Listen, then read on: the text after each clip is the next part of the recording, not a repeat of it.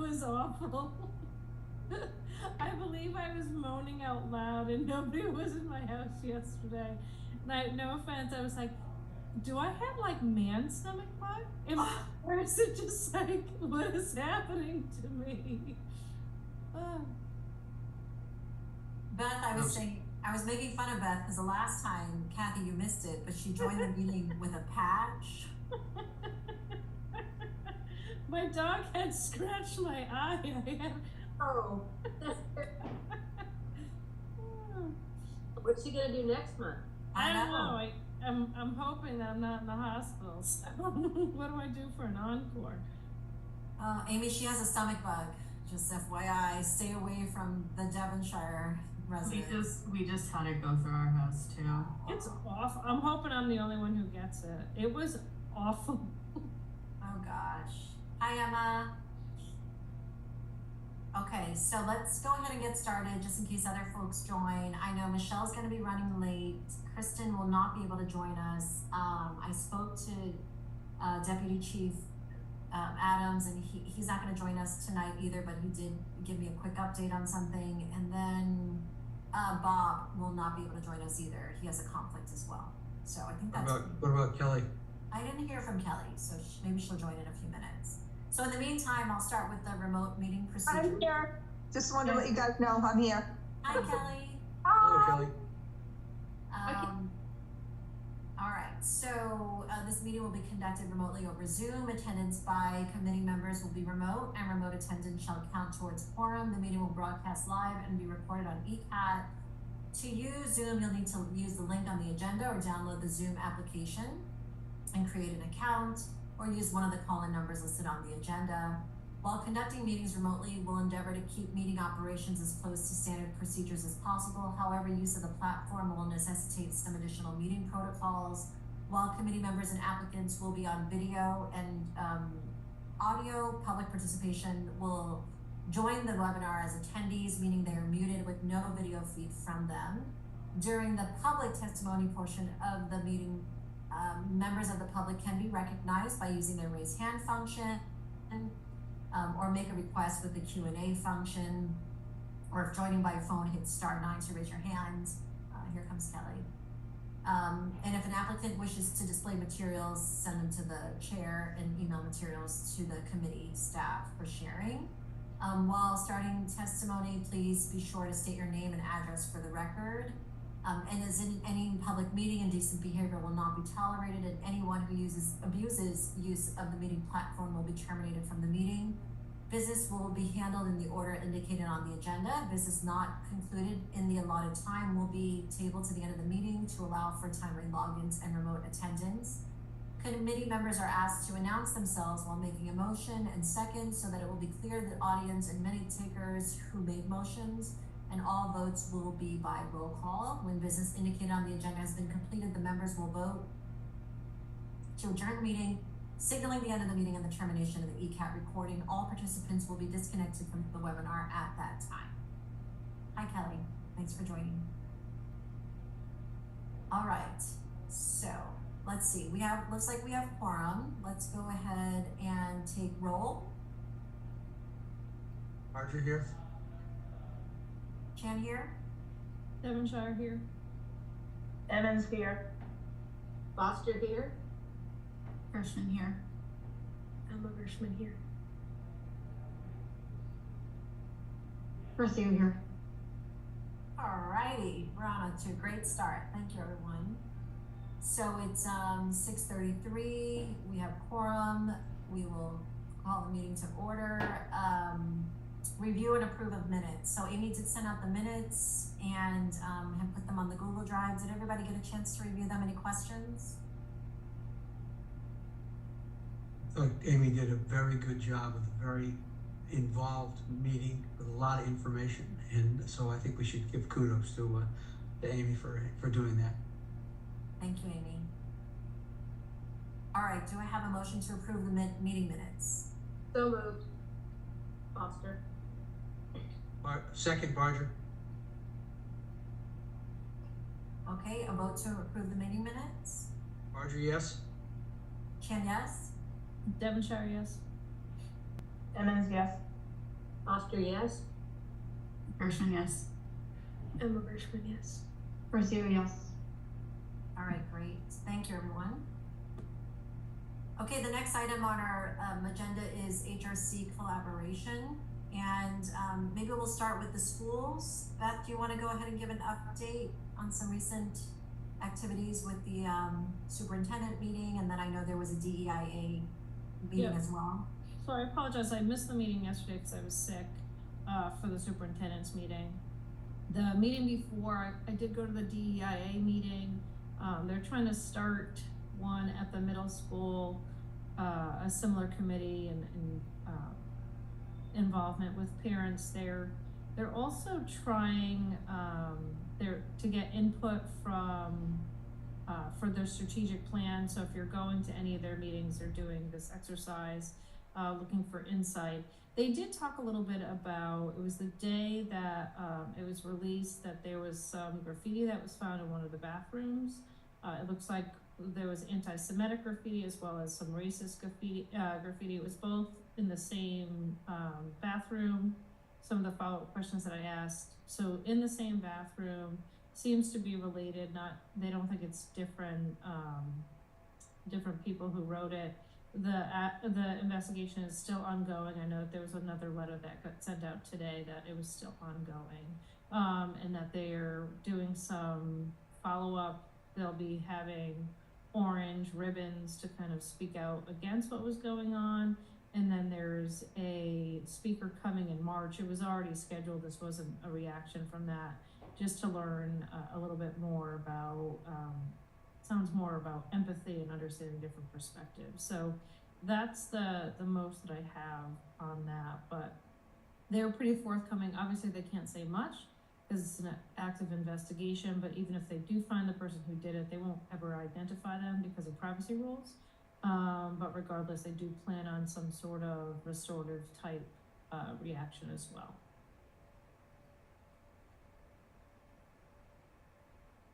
So I don't have the communication because I don't have an OA high school student at this point. Beth, do you mind circulating that to the group? Yeah, I can forward it along. Okay, thank you. And then, yes, that was the call that I received today from Deputy Chief Adams, just to provide that similar update, which is that it's still an active investigation, and the police is working very closely with the school to just ensure that the safety, of course, of the students and the impact there. So that's still ongoing. Emma, from your perspective, anything that you're hearing from the school, reaction, students? No, I mean, you know that they can only tell us so much. I think I got the same exact email, if not something like slightly different. That was just for the students. I don't even know what it was. They wouldn't give out like any like specificities. Like, I heard the exact same things, and I have not heard teachers or really students talk about it. They did on Monday, yesterday, so I was sick, so I wasn't at school, but they did a like orange like ribbon thing, and everyone like supposedly wore orange ribbons. I actually don't know how it went because I wasn't there, but I'm not really sure how that actually played out. It was just, I think it was just supposed to be in like support of like equality, not even specifically like Judaism or whatnot. It was just for equality. I'm not actually sure how much participation that got. Okay, thank you. And then Beth, what was the training that's being planned, or That's session? actually in the letter too. And so it looks like, and it was yesterday. I apologize. I was just going through emails today. I didn't go on email yesterday. It says this week we'll be distributing orange ribbons in our school to wear in solidarity and support the culture and identities of our staff and students, especially our Jewish and BIPOC community members who were targeted with this hateful writing. The orange color is not only one of our school color, but orange ribbons represent cultural diversity awareness. We look forward to everybody with these orange ribbons this week. So I don't think it was just the day, I think it looks like the week. And then it says, additionally, we have a guest speaker, Dr. Maik Fowlin, scheduled to present to students and parents on March 4th. Dr. Fowlin is a clinical psychologist and a professional actor whose presentation, You Don't Know Me Until You Know Me, takes the audience on an experiential journey to re-examine core perceptions they have learned about others to help transform the world for good. Details will be shared in the upcoming newsletter. I tried to cut and paste the letter and put it in the chat, but I think it's too big. Karen, I just sent it to you if you want to forward it to everybody. Okay, will do, thank you. I have a Kelly, question about the speaker. Is that for the whole school, or what, how does that work? Do It you know? says students and parents. So I'm assuming it's OA, but if it's opened up, I'm not quite sure. It just says further details will be made available. I believe the intent is to open it up to the community in the evening so that parents can attend and understand the messaging that was delivered during the day. So there'll be 2 sessions. Oh, okay. Thank you, Kelly. okay, so that'd be great. And then I guess once we learn more about that session on March 4th, we can go ahead and share that with our allies as well. Okay. Anything else from the school perspective, Kelly, that you might want to share that Beth didn't cover?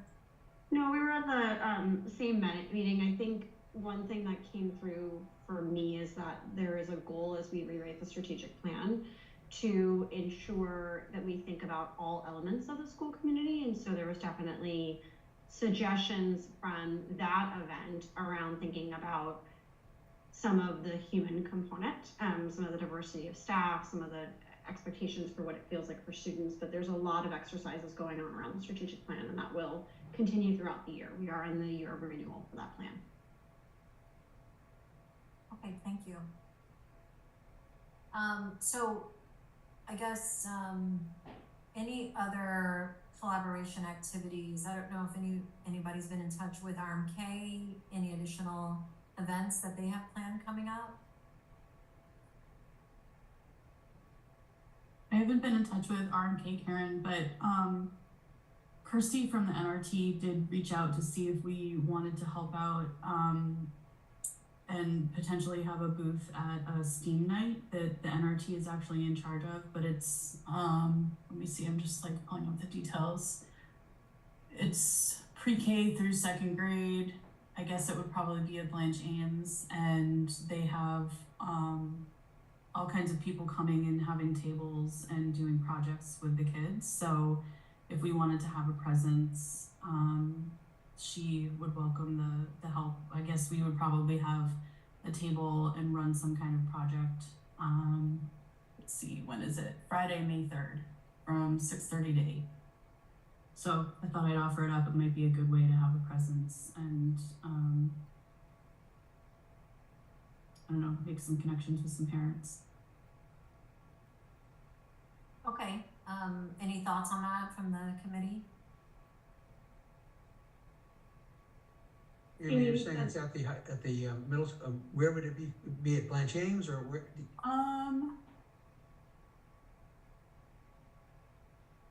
It just says it's for EPS, but she said it's pre-K through 2nd grade. So she doesn't say where, but I'm assuming it would be at Blanche Ames. But this is from the NRT? Yeah, so they run it. They run the whole thing. So they're reaching out to different community members who they've partnered with in the past to see if we want to participate. Yes, it's a STEAM focused thing, but it's also a good way to, you know, get some visibility in the community. So I said I would offer it up. So it is after the kindergarten registration starts. So pre-K would therefore potentially embrace families who are newer to the EPS system, who are just getting started in that journey. So that could be a nice way to also connect with some families that might be newer to some of what we have available in town. Have they always been the hosts? The NRT? I have no idea. About event, but I didn't realize that they were the ones who hosted. I don't know if they, I don't know. I mean, Kirsty does, I think she's the education director there. So I mean, obviously they do a lot around town. So I don't know if it's the first time they're in charge or not.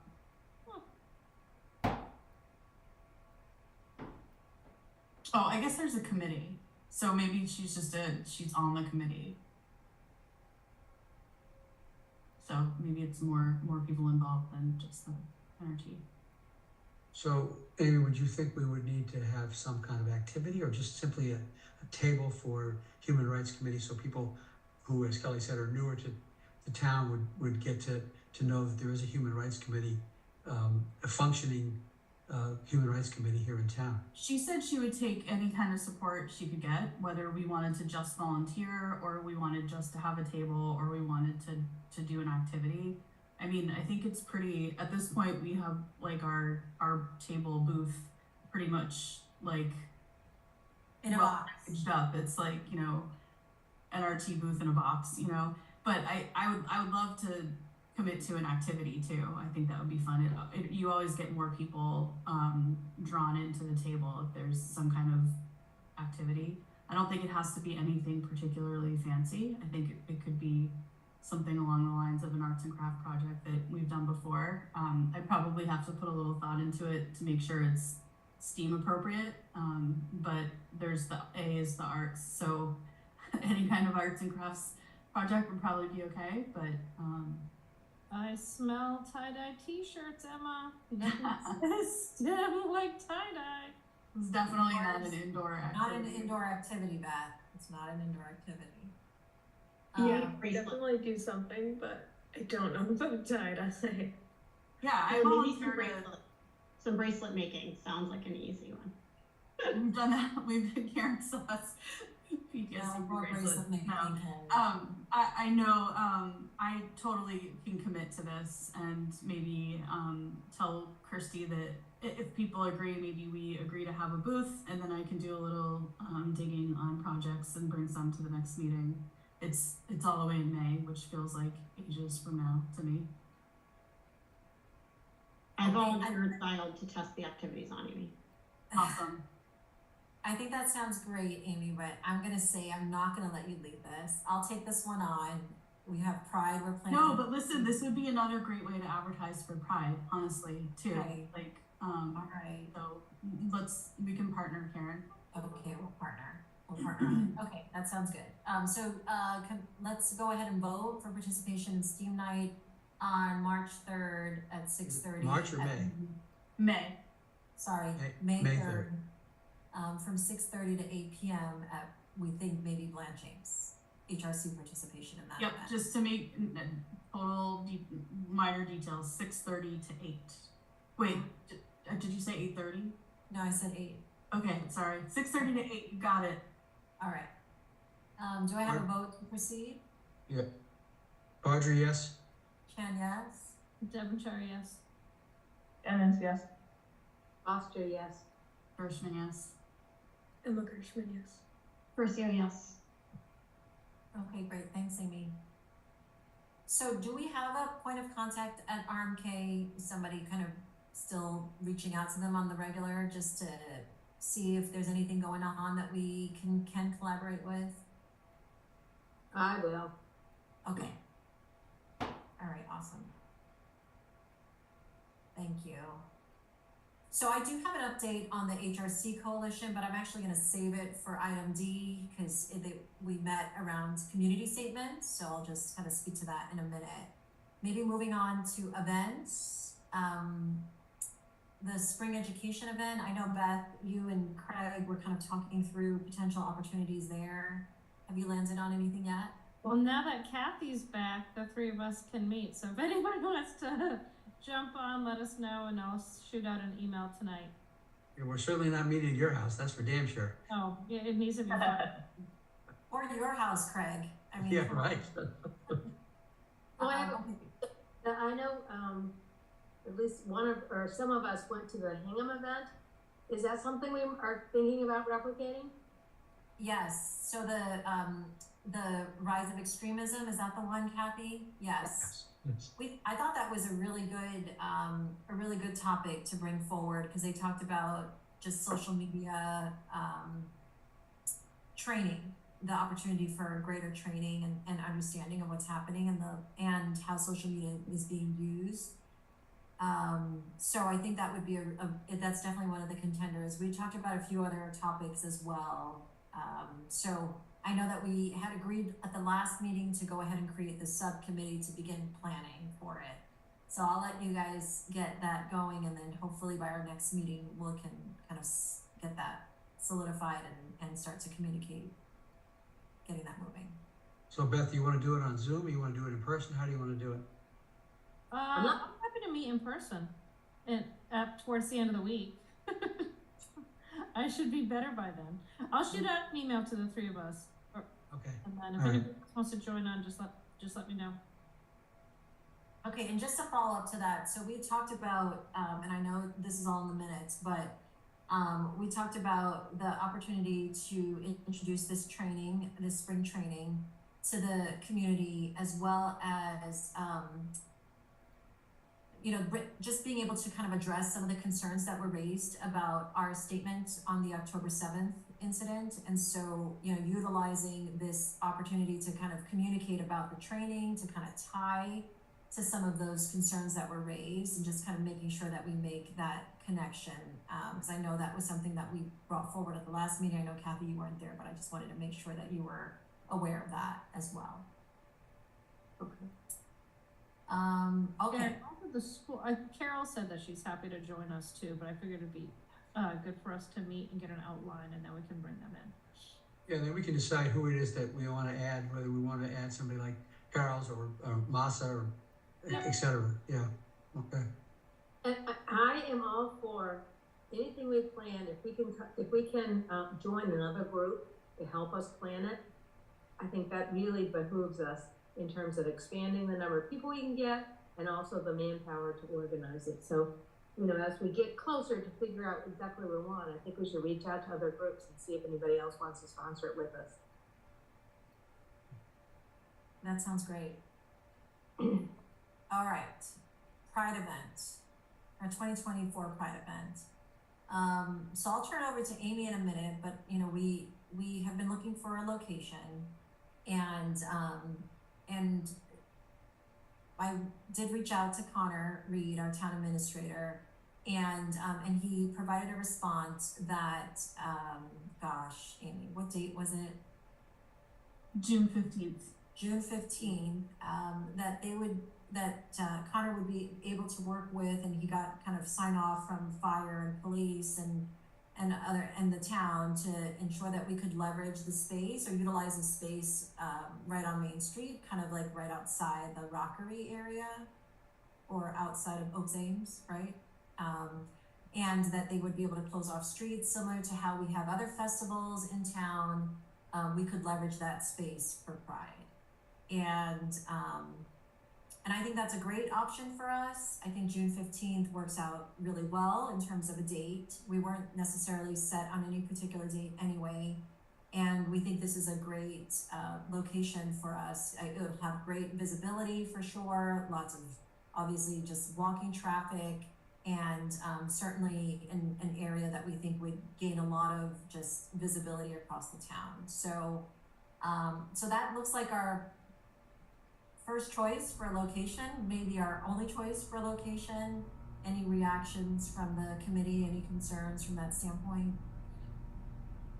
I'm absolutely thrilled, and I appreciate Connor and Craig. I'm sure you had something to do with this, and Dottie too, and I'm super excited. I think there'll be, like, I have so many logistical questions, Karen, so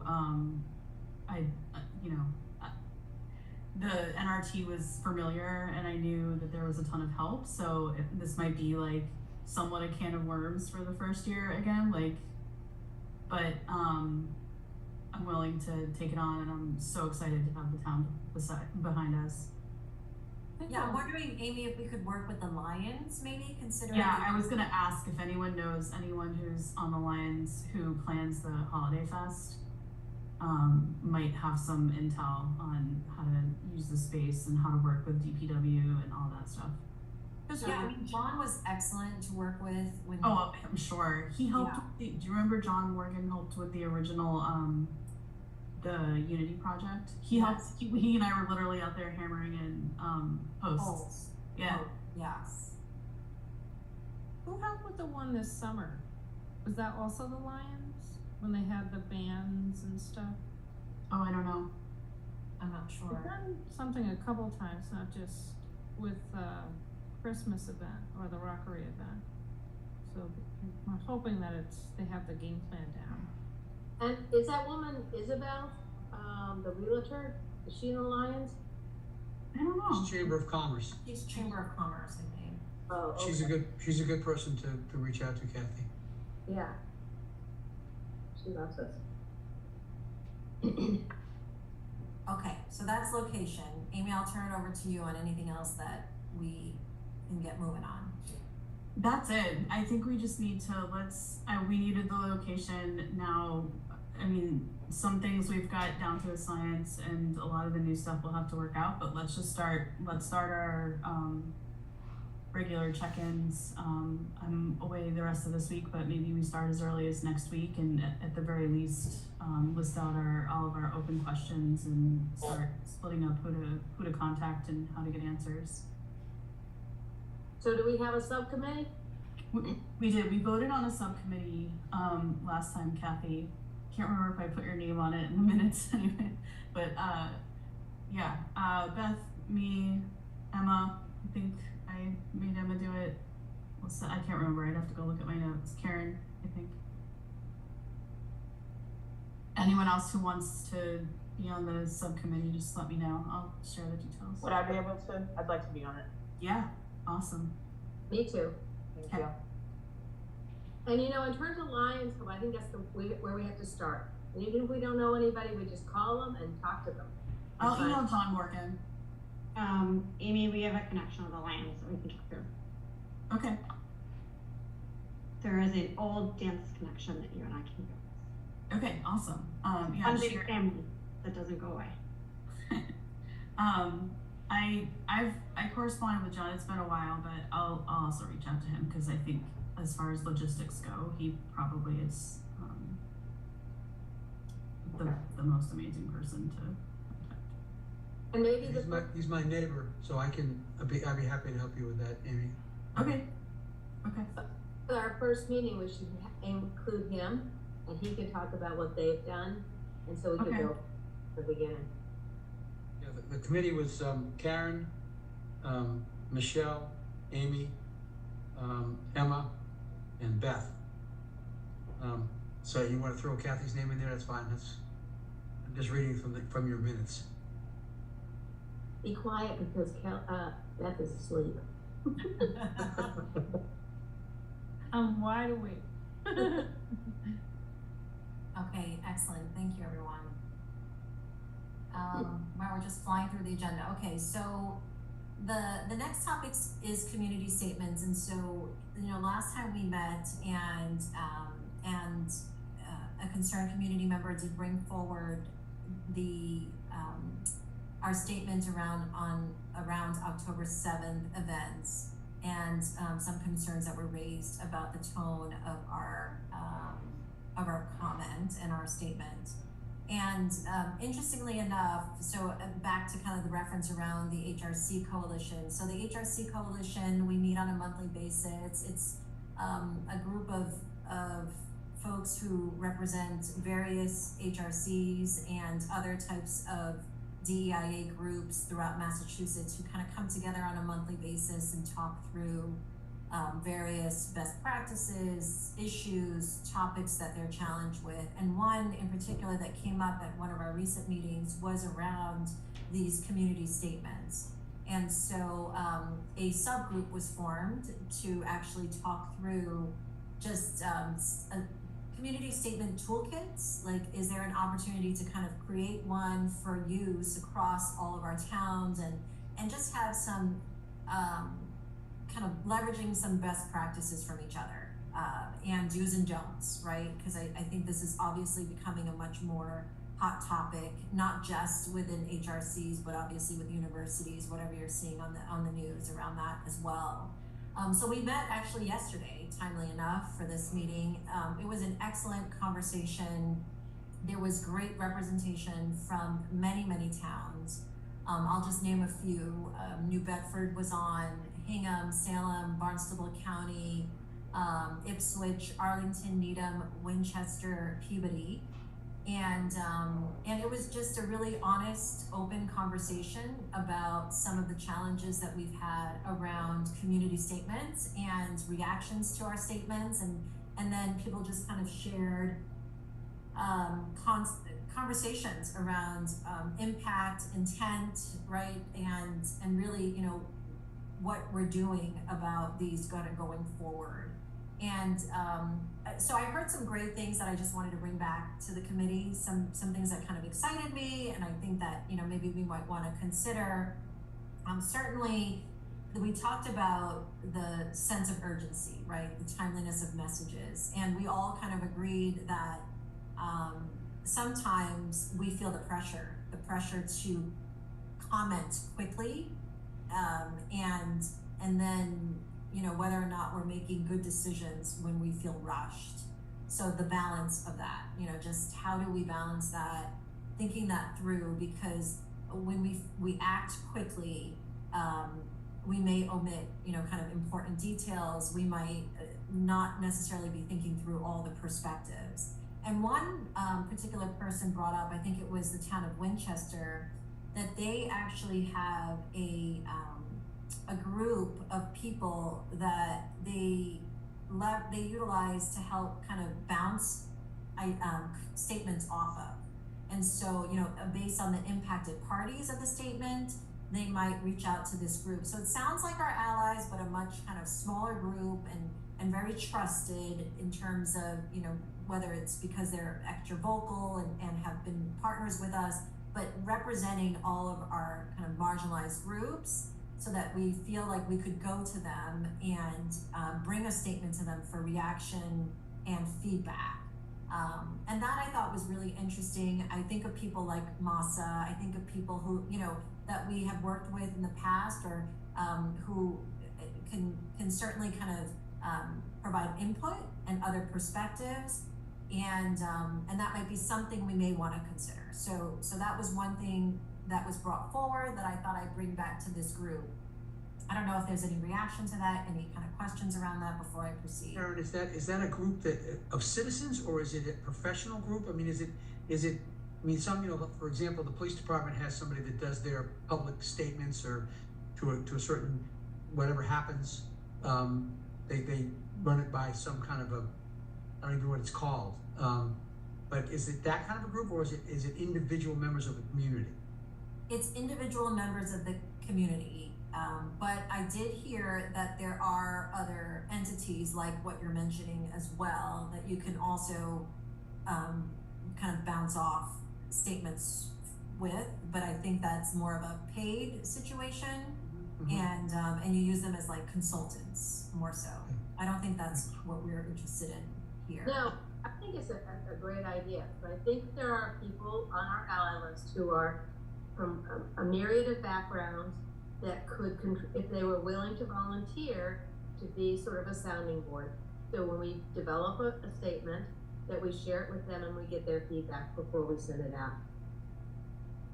I mean, it would certainly lengthen, right, our timeliness, kind of going back to like sense of urgency and things like that. But I do think it would take into account maybe some of the challenges that we're having, which is, you know, we as a committee only represent a certain number of groups of people as well, and we want to make sure that I think we can incorporate variable, you know, variety of perspectives, particularly of the impacted groups that we might be providing a statement on as well, certainly.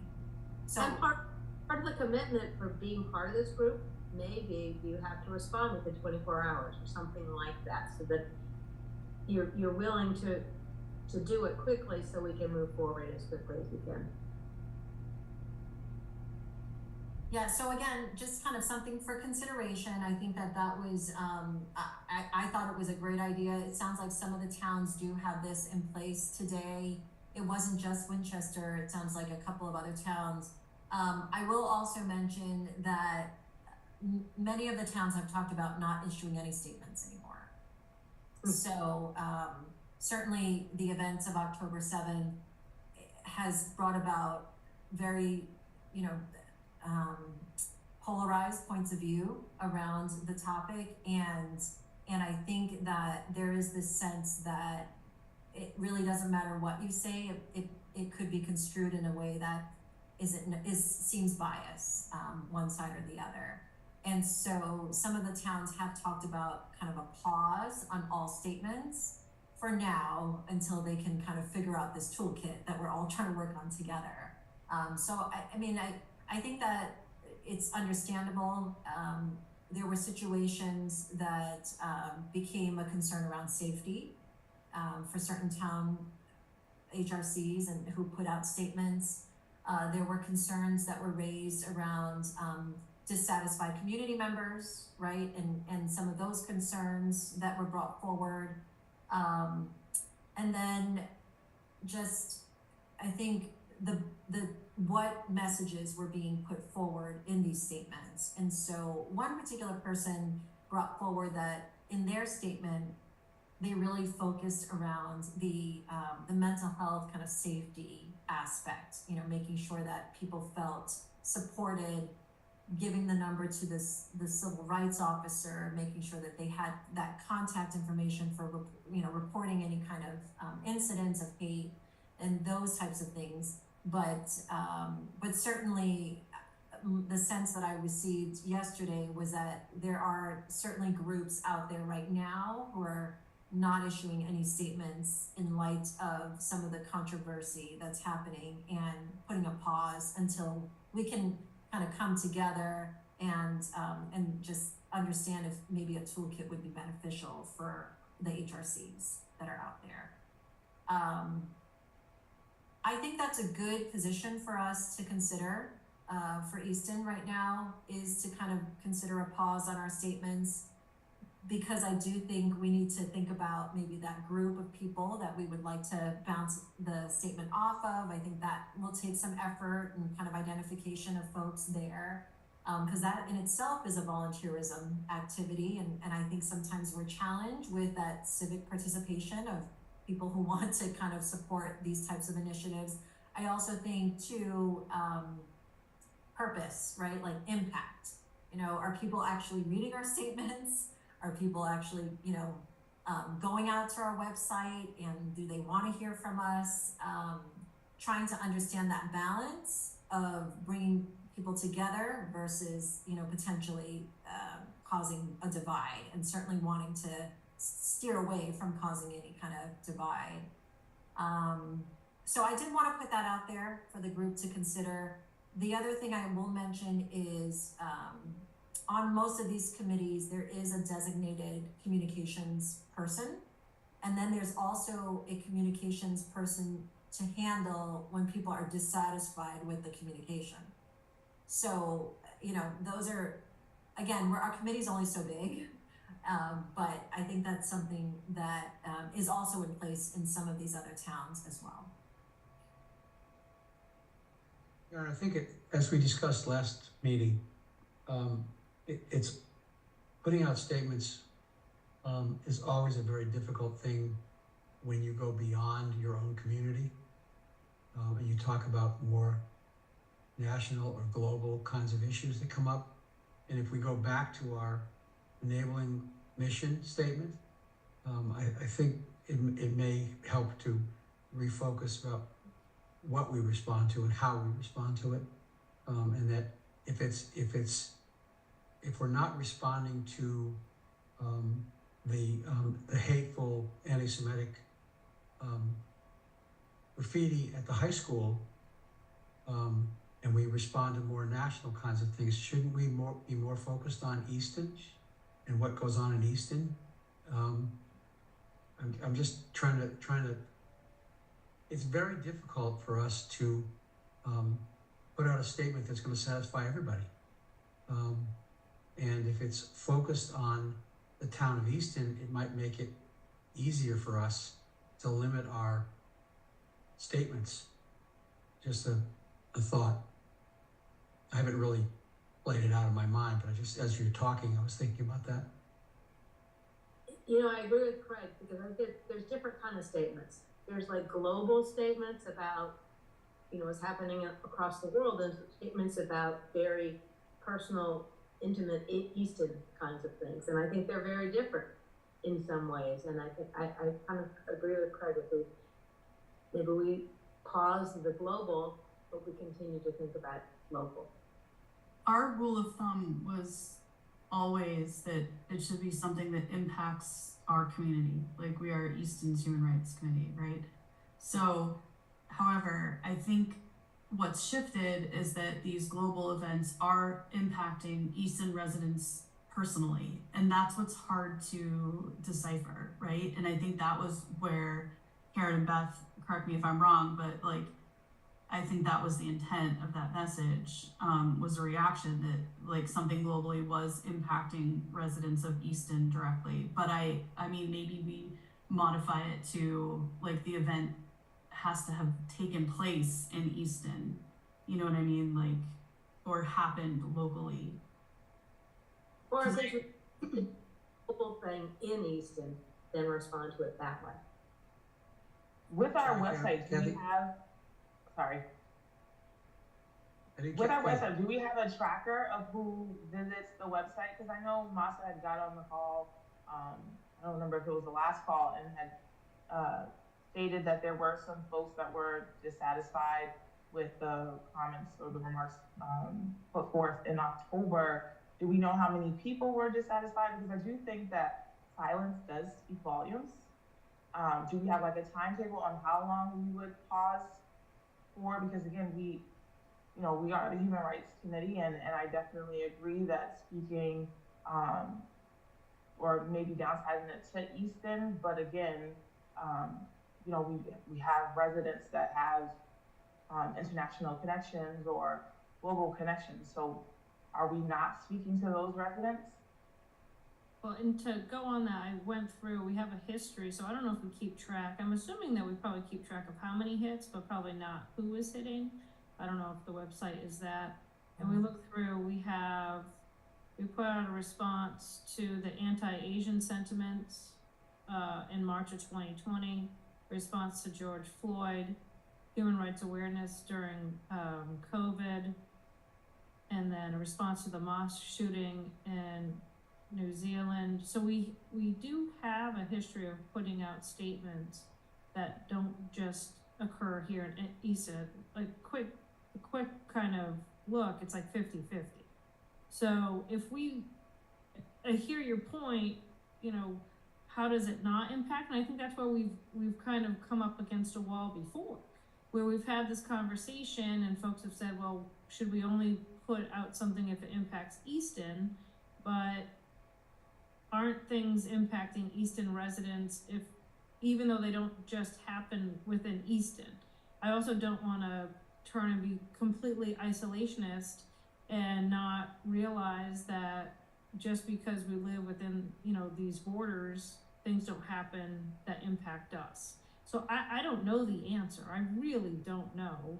I hear you about silence speaks volumes. I think that was one of the issues when, Karen and I talked about with the with the most recent statement. If we don't put something out, that's going to also speak volumes. So I don't think that there's any possible, 100% solution to Craig's point. It's always going to, statements are tricky, right? If you put one out, there's folks who might be upset. If you don't put one out, there's folks who might be upset. Having it run by other people isn't going to be the panacea either, but that might help, or it might be further bogged down. I truly don't know the answer.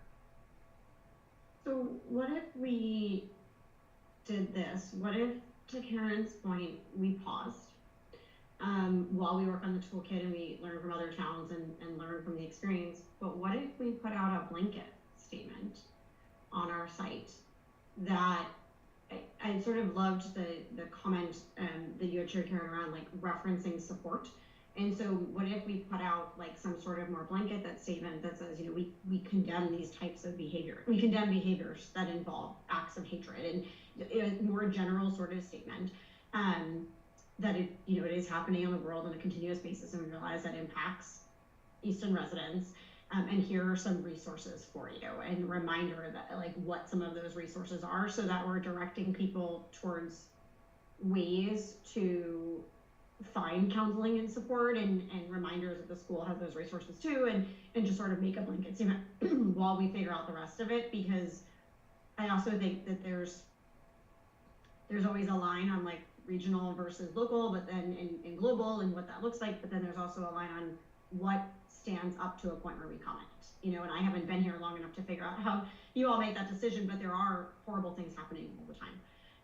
And so I wonder if like a more general statement on the fact that we support everyone and that we won't stand for those types of actions and that that's what we're here for, and what some of the resources are might allow us to at least not be silent while not addressing a particular group or incident or time period. Yeah, I think the blanket statement would be awesome instead of just completely being silent. Yeah, I think, Kelly, you're hitting on something that if we go back to our mission statement, that might be a way to reiterate that in a more sophisticated, quote unquote, way, if you will. But at the same time, I'm clear that no matter what we say, somebody's not going to be happy with us. Why didn't you say it about this group or that group or the 47 other groups? Or, I mean, I think that's one of the difficult parts about what's going on in the world, and what's going on in Easton. Because I'm sure that there are all kinds of different groups in Easton who have different feelings about different things that are happening all over the world. So it's not an easy solution at all. But I think it's worth going back and looking at the mission statement and saying, well, you know, can we make that a little bit more impactful, if you will, if we choose to do that. You know, I think on our website we have a number of different statements that say that those things. Those are our mission, and you can see that. But I don't think it's a bad idea to think about issuing a new statement that says, in these troubled times, we want to make sure that everybody understands this is where we stand, and this is where we want everyone in our community to join us, and just put it out there. And I think that's a good suggestion to think of that as something we do while we're positive. Yeah, and I like that a lot. I think that for me, I've always wanted our statement to have some sort of education opportunity or call to action or some sort of something that has substance than, you know, we just don't agree with an action that happened, right? Like I really want to be able to empower people or educate people or be a resource to people, you know, something along those lines. And certainly the mental health support, you know, safety, right? Like knowing how to report incidents, those types of things kind of come to mind for sure.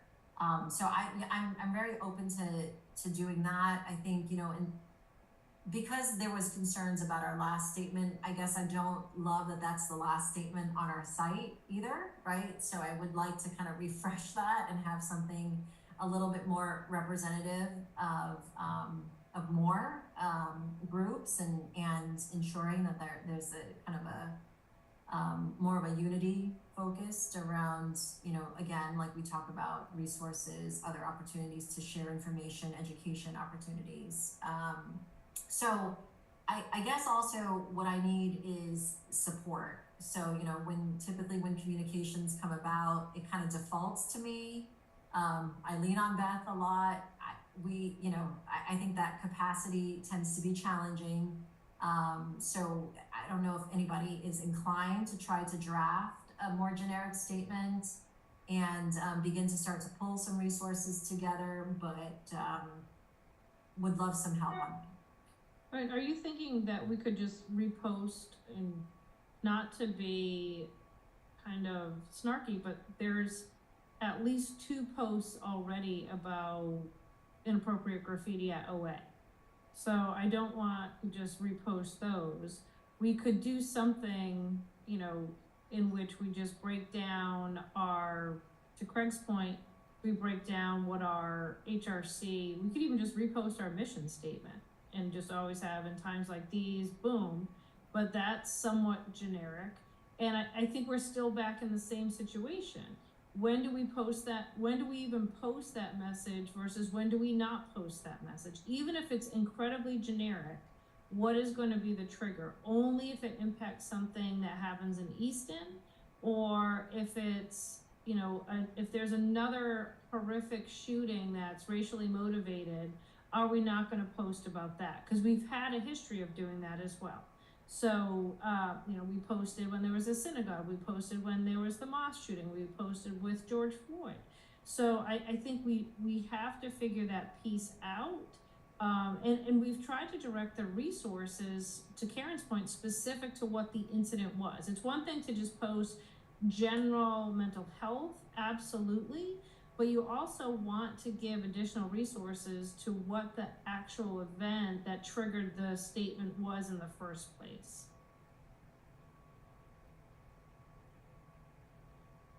I think Beth makes some very, very good points, and again, it's not an easy thing, Karen. We can't, you know, you may make a statement that you think is fairly generic and all-inclusive, and somebody's not going to be happy with it because it isn't specific enough, or it's too specific, or it doesn't, you know, it doesn't address group A, B, C, and D. I don't know.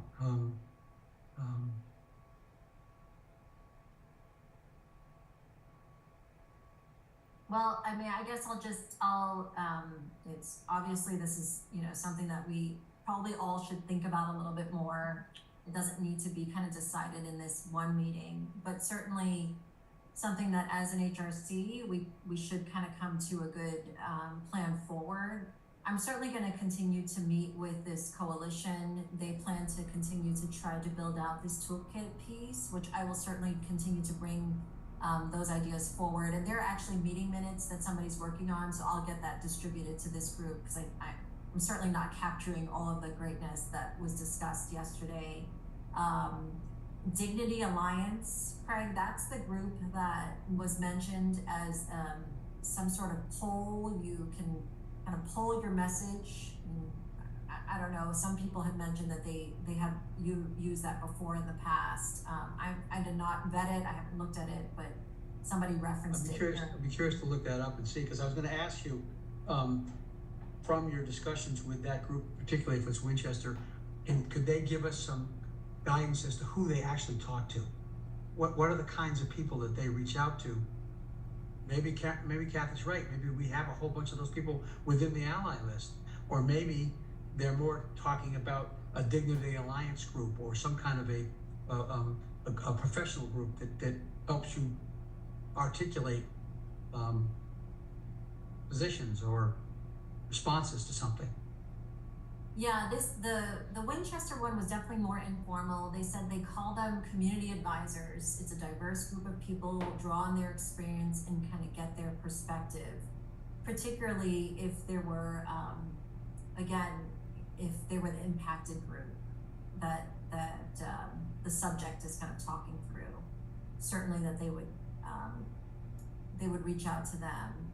And the Dignity Alliance, I want to say, someone said what it does is it puts out a poll on a statement. People can sign onto it as an individual or an organization, and then go ahead and provide input on that statement. The challenge sometimes that I see too, and again, I'm also one of those people who probably, I'm a move to action kind of person. So I'm not very much like a analysis paralysis person, but I think sometimes the more you overanalyze, we're never going to put out a statement. If we're consulting with 17 people before we can put something out, it'll be a year before we get that perfect statement that everyone loves. Because we went through this with the proclamation and RMK. I mean, we certainly, I felt that directly. It's just such a difficult topic because everybody has preference on language, and I don't know, I just think that's a very difficult thing to do. And to that point, Karen, I think the proclamation, I would say the folks who were working on that were all very much aligned in anti-racism. Yes. So I look at a statement in which there might be, you know, take what is the current statement at issue. I don't think that we would ever receive across the board, 100% everybody loves the statement. I think it would be back to the same place where we just don't put one out, because not all of the sides are going to agree to what is stated. So I worry about that. I worry, much to your point, Karen, about paralysis and sometimes too many cooks make terrible soup as well. So there's that adage as well. I also think that if you try to respond to every incident that occurs,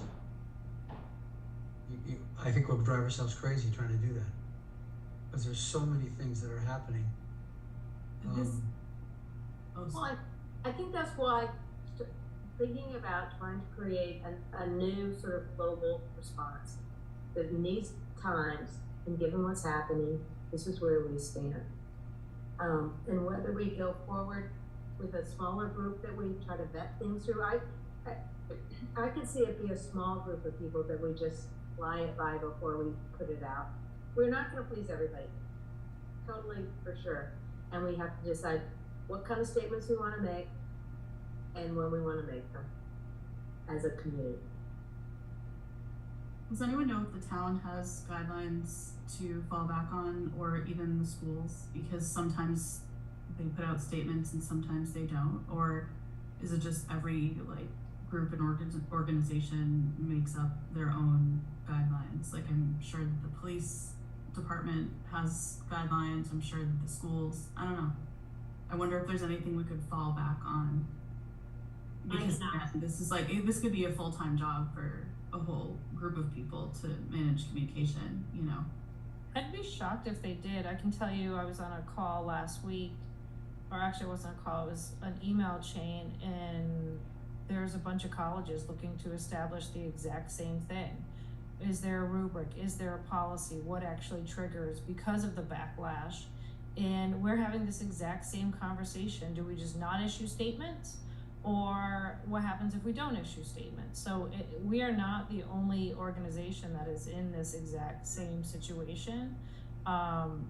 Whatever I can find from them, because like I said, it's ongoing, I can certainly bring to the group as well. I can ask at the school front too. I think the thought process that I had around the suggestion of the pause and preparing a blanket statement was twofold. One is, we're too small to be bleeding edge in terms of figuring this out, and there's a lot of people working on it, including the coalition and the group you mentioned, Beth, and we aren't going to please everyone. It's a complex thing, and everyone, I think, has been caught in this moment where, in the intent to do good and right, it was more complex. It became a very complex set of conversations that hindsight influenced how people perceived it personally, as opposed to in that moment. And so I do think my suggestion was just simply, maybe we take the time, because there's so much to this discussion, to learn from what others are learning, even learn how they socialize in agreement. Because I would think if you're socializing with a group of people, you would never get to an answer. But maybe they have figured out some secret sauce to, all people are saying is, am I offended by this statement? Yes or no? I don't know how they're vetting it, but it would be good, because we could wordsmith with 30 people and we never get anywhere. So maybe there's an opportunity to learn for a period of time, and to Karen's point, at the same time, put a message that reiterates our mission and some of those things, so that it's the top thing on the page, because this is our most recent statement, so that while we're pausing, we at least have the ability to put a more blanket statement out there and learn along with everybody else who's learning how to handle this complex set of challenges. So we offend the least number of people, even though we won't please everyone all the time.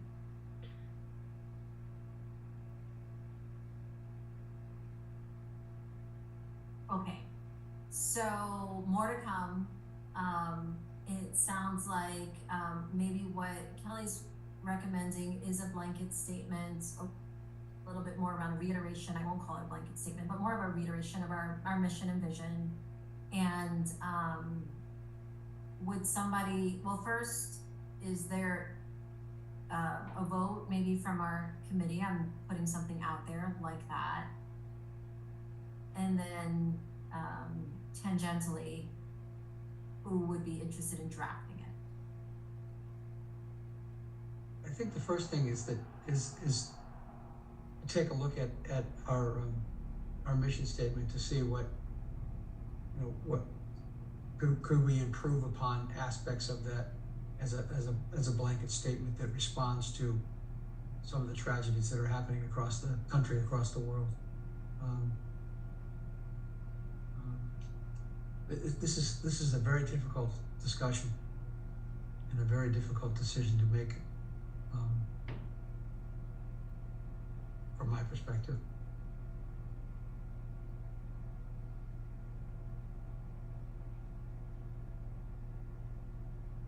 Yeah, I mean, I agree. I think that's why this coalition kind of came together and said, hey guys, we're all experiencing the same challenge. How can we help each other?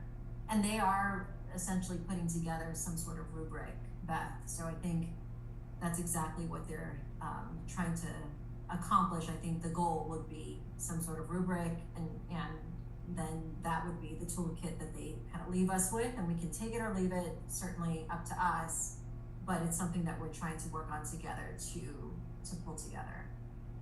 Karen, do any of the other communities have written such a global statement? I'm sorry? Do we know if any of the other communities that are in the coalition have written a global statement sort of like that? I think Hingham just put something out not too long ago focused around kind of that mental health safety aspect that I was mentioning, but I don't know anything beyond that. I'm looking, there's nothing in our mission that says we actually put out statements. It just says to confront statements and actions. So I'm not saying that just because it's not there, we don't do it. I'm just saying that there's nothing specific that says that we put out statements for it. Yeah, I'll tell you, like, when it was brought up to not put out any statements, which, again, as I mentioned, some of the other committees are certainly at this point doing, just based on some of the recent experiences their committees have had. That didn't actually sit well with me either. I feel like, you know, as an HRC, we're supposed to represent marginalized groups and be the voice, and certainly to not say anything for fear of not pleasing everyone doesn't feel good. I just think that's not really where we want to land. But at the same time, I don't think we can just keep putting out the same types of statements we've been putting out. I do think we need another formula, whether it's the community advisors or at least a consideration of thinking about who our partners are, who could help provide us input on our comments and statements. And then also the narrowing down, and I think Kiana's the one who brought it up, was like, well, what do you guys use to make a decision? We're like, well, we did used to use this, but since then we've kind of evolved to this. And now there's really just no necessary like formula that we have in place. And we probably need to just finalize that formula, which certainly be so much easier to just say, Easton, if it happens in our community, we respond. Anything beyond that, that's for other entities to respond to, and we'll put out other education articles or something along those lines. But I do think what happens, and this is what I think, what I heard from folks, is that when we choose to respond to one incident and not others, we're also saying something. And that's not something that, you know, we want to do, I think. Certainly not to say one entity or one group or one community is more important to us than another, right? I think that's something that we say when we don't speak on behalf of everything. But certainly I'm not scouring the news to figure out exactly what's happening in the world. And gosh, there's just so much happening at this point. And I think if we do transition into making Watch your eyes. Watch your eyes, Beth. Sorry, I'm actually watching my dog on a table, probably eating something that he shouldn't. if we do transition, I think we would have to give people a heads up as to why we don't do that anymore, why we're only commenting for Easton. Right, right.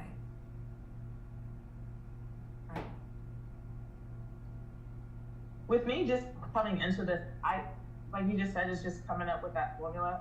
You know, I feel like with being a part of the Human Rights Committee, we, you know, yes, it's a delicate, decision to make with what to say. But I think people miss the point is that we're all humans, and if you hurt, we all hurt. And I think that's, if we could just make that clear, so that it's not like, okay, we're only going to speak about this incident, or we're only going to speak about that. It's, if we can just say that, like, we support it, or we feel the pain of others, because we're all one. But I understand what you're saying. I just, do we have an idea of when we would come up with a formula, or should we create a subcommittee, or something that we should, table and talk about during the next meeting, or maybe come up with some ideas and send them to you? Yeah, so why don't we do this? Why don't we, let's continue to have the conversation. I don't think it's a subcommittee opportunity, because I feel like this is something that we all want to probably weigh in on. And I'll continue to, again, take part in the coalition, see what I can bring in from there. If everybody wants to go ahead and do a little bit of research on their own, maybe bring in some ideas that you hear from your friends, other towns, workplace. I mean, you know, I think sometimes sources like universities, right? Like, I think there's a lot happening right now we could probably take and bring in and start to figure out how we want to proceed as a committee. In the meantime, would we want to the points that have been raised before, put something out?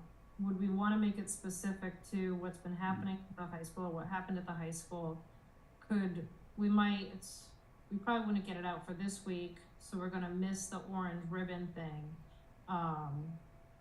which would have been great, because we could have kind of said we're aware that the high school, and promote that as well if we knew a little bit earlier. So I don't know if we just put something out, or would we make it specific to the high school, or do we table everything?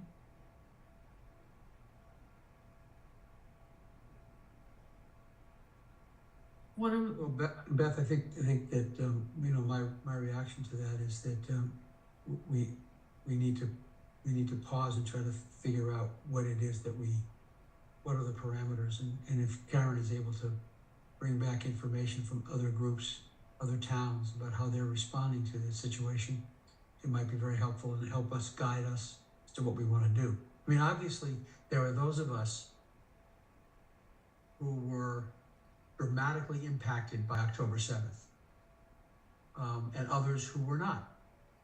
And there are people who were dramatically impacted by what's happening in Myanmar, or in China. I mean, there's so many things going on that for me, it was a very personal kind of thing. And you see what the fallout is happening at college campuses all over the country. And Beth, you and I have talked about this, is that, that it is, and you've got the Congress involved, and it's a mess. And I think we need to sort of step back and think about what Deanna's saying, and what Kelly was saying about, let's take a hard look at this, and let Karen bring us back information from the other towns, so we have some idea where we're going. But I do think as a committee, we could start, people individually could start looking at what would be a statement based on our mission that we could put out, that would be a more global statement that we could use. Because I think if we just wait till next month, then it'll be next month and next month. Agreed. And I actually really love something as simple as Kiana's words. Like, the whole point is we're all one. If you hurt, we hurt. And yes, the world's a hot mess, and like, we can't possibly cover all of our bases. Part of me wants to volunteer to draft one. The truth is, I'm going to be traveling for like the next 3 weeks, so I can't commit to it right now. But if we all do some research and come up with some thoughts and ideas, maybe we try to time box ourselves to 2 meetings, because like Kathy said, we don't want it to be like, 5 months from now and we're still on pause. I feel like we might also want to reach out, like if we could take another action item of reaching out to the ally list to see if anyone is great at this and or would want to be a part of a smaller group to review statements, or like be involved in some other way, or even has PR experience, or I don't know, like any resources. And then Karen, I feel like we did have a decision tree for comms a while back. I feel like you drafted it. Yeah, it's really basic. It says like, is it timely? Does it impact Easton? And I mean, I looked it up because it's part of my HRC in a box. Like if I ever were to leave, who could I give this all to? And it talks about communication and going to events and all that type of stuff. But it's so basic that it wasn't really worth sharing. But that's all it said. It's about, kind of timeliness and then relevance to Easton. And at that point, we actually had a communication chair.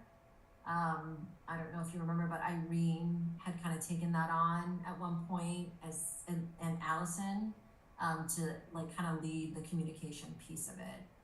So, I mean, I think it's a big job. So I really don't necessarily think that that's like one person's duty on our group, but certainly if you gravitate towards writing and you want to kind of draft communications, certainly feel free to weigh in on that. But otherwise, I mean, I think it's likely going to be something that we kind of have to spread out as topics come about. Maybe, based on how passionate you are about the topic. Even.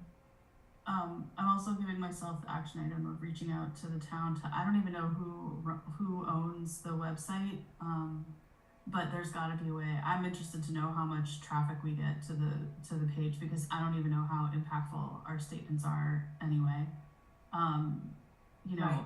I guess that was my train of thought when I said maybe we should, like when I asked if the town or the schools kind of had a protocol, because I feel like our statements are more impactful when they're tied with other town organizations.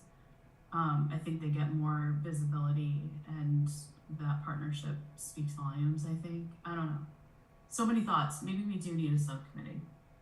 Well, I think that our statements, when we send them out to our allies, then again, we're hitting the choir, and that's where it goes. And I do not think very many people who are not an ally ever look at our website. Yeah.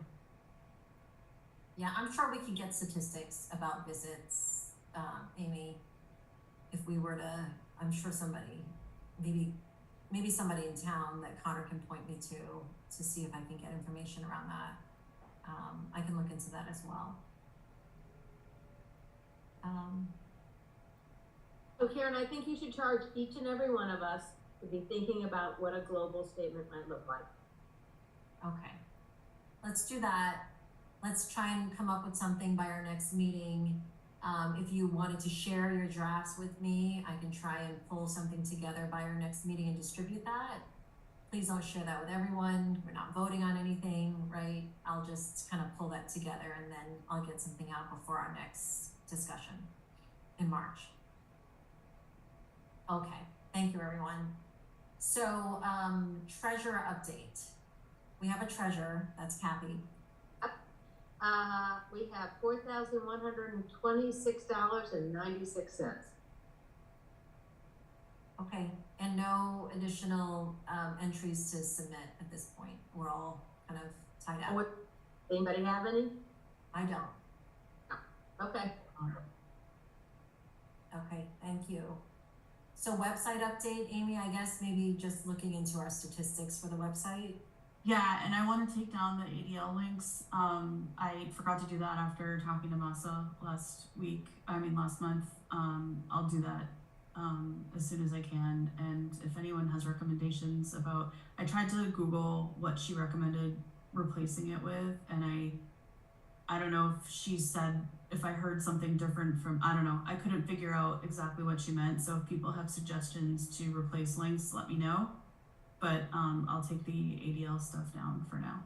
Did she indicate to you what it was about? I mean, I forgot to follow up with her about what it was about the ADL that she had a problem with, or that other groups had a problem I honestly don't know. I think a couple people on this call, in the committee knew. No, I think there's a concern about the ADL and their positioning since October 7th. But I actually went back to the references that we pointed to, and I think they're fine in terms of the information that they're sharing. So it's about educating around how to handle, I think there was a campus one, right? Like how to handle if you run into like hate crimes on campus or situations like that. I mean, I feel like the content is fine. I think the concern was the pointing to ADL, which is currently under controversy.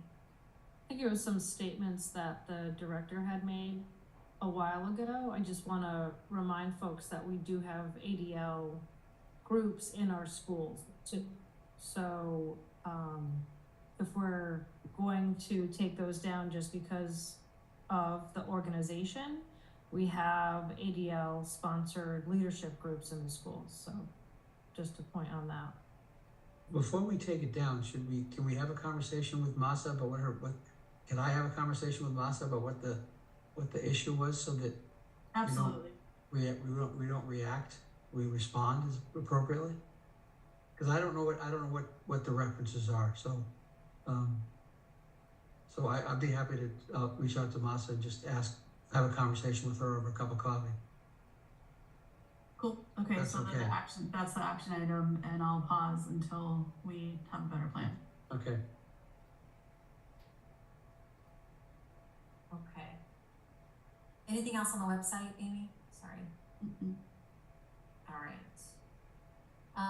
Public participate. Well, actually, let's see. Yes, I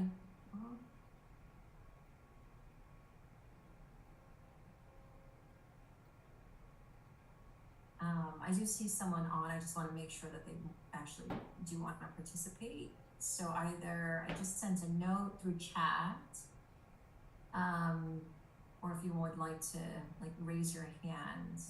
Okay, perfect. Is that Masa? Is Masa on there? It is, yes. Okay. So I'm gonna promote her to panelist.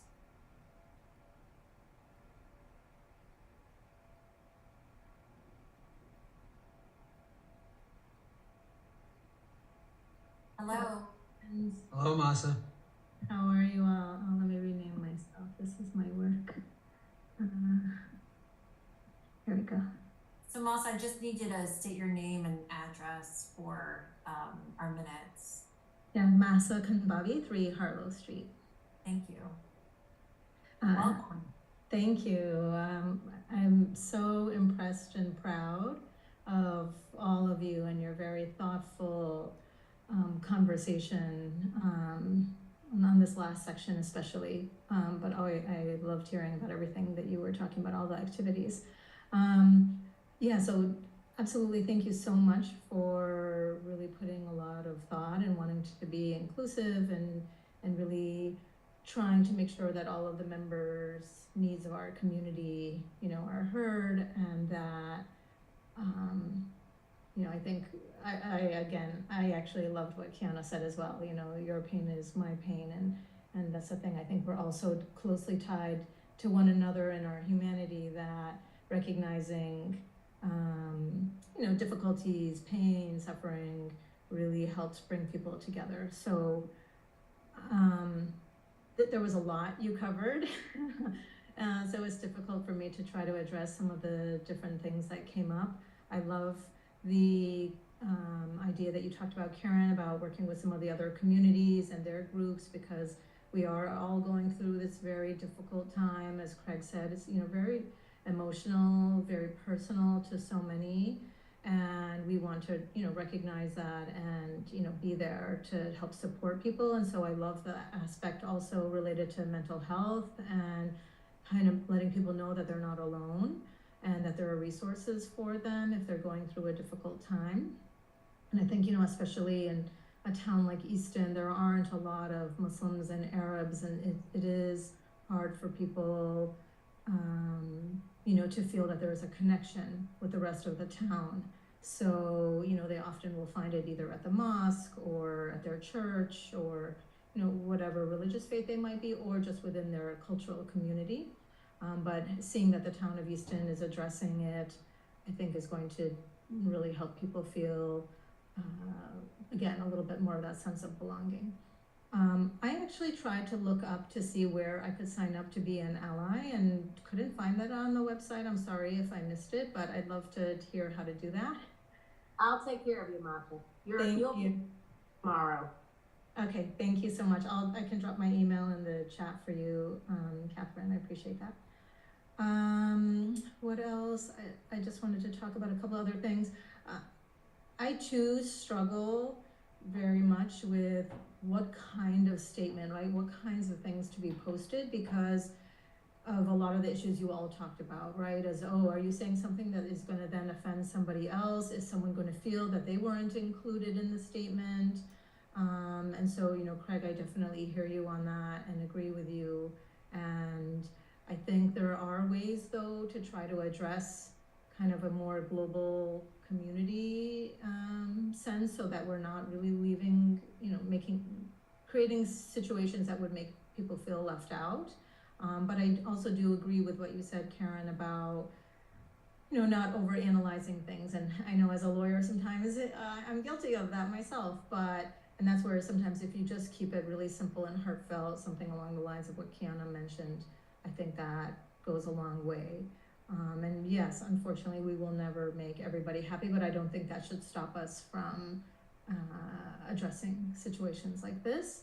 And I think this, you know, situation, unfortunately, is more complicated because there are, you know, different sides. I hate using words like that. I'm trying to find a better way to do it. There are different perspectives, and, you know, so it's not sometimes so simple as, you know, police brutality, for example, or situations where there aren't kind of necessarily multiple perspectives. So coming up with this toolkit to address different situations, I think, will be a really nice guiding light for the committee going forward. And I think there was just one other point I was going to make, but yeah, I guess, you know, this issue that what does happen globally often does impact us locally, and so how do we balance that? And again, that's a difficult situation. So it goes back to that that coalition coming together and trying to come up with ways, and having maybe this ally group who can be available to help when complicated situations come up, so that we're making sure that we are representing different marginalized groups. Because Karen, I loved what you said about, you know, this is the Human Rights Committee, and you really want to follow through with your mission and make sure that you're addressing, you know, all human rights and anti-hate and things like that. So anyway, I'm always available to be a resource, and thank you all again so much for your very thoughtful discussion. Thank you, Masa, and thank you for your comments and for joining today.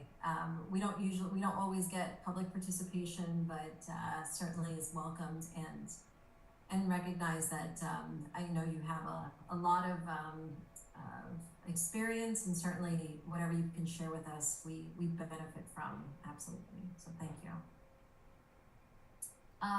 Okay, so I don't see anyone else. Oh, actually, I see another person. I don't know if they want to speak, but if you do like to speak, just go ahead and raise your hand.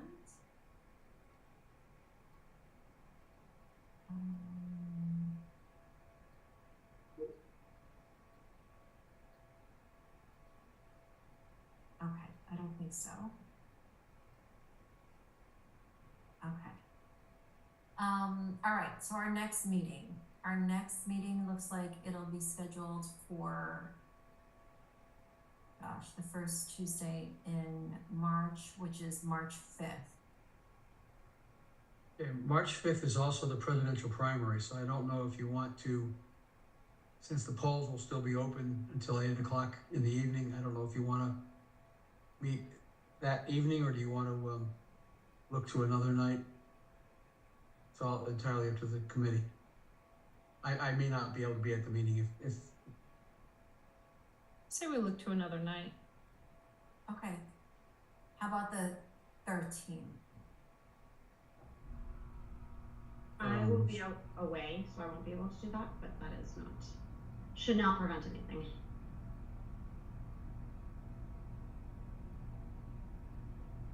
Kathy, are you traveling again, or are you gonna be home for a bit?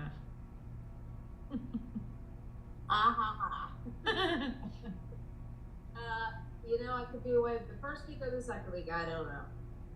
So, don't look at me. what's with the why not the 12th of March, Darren? That's the Tuesday, the following Tuesday. I don't know, I went to February after you said, March 5th wasn't working, so I'm off a month here. So March 12th is that Tuesday March night, is that a 12th. problem for people? I will Well, it is- definitely not be there. It is Shelley's birthday, so I prefer to stay married. Kelly, did That's you also kind of have a you. conflict on the 12th? I'm sorry. I said the wrong date earlier. Yeah, no, I'm traveling for work the 11th, 12th, and 13th, and my schedule is not my own, so maybe I will make it. It's unclear. Okay. What about if we moved it to another day of the week, like the Wednesday the 6th, instead of a whole week later? That's, the 6th is fine with me, I don't, what about other people? Fine with me. Fine with me. Same here. Okay, let's do that instead of waiting another month, just another week, I'm sorry, because I do think we gotta start revving up Pride activities Yep, and such. Okay. All right, so next meeting will be March 6th, Wednesday, March 6th. I will go ahead and make sure I update the Zoom request through town, and yes, okay. All right, everyone, thank you for an excellent meeting, excellent engagement, great topics, tackling hard stuff here. Really appreciate you all. Have a great rest of your week and stay healthy. Oh wait, do we need to vote to adjourn? Oh gosh, all right, fine. Can we vote to adjourn? Our motion. I move to adjourn the meeting. Second, Okay, let's vote to adjourn. Barger, yes. 7:56. Chan, yes. Devonshire, yes. Emmons, yes. Oster, yes. Gershman, yes. I'm a Gershman, yes. Versio, yes. All right, we did it. Thank you, everyone. Have a good Good. night. Have a good night. See you soon. Great night, everyone.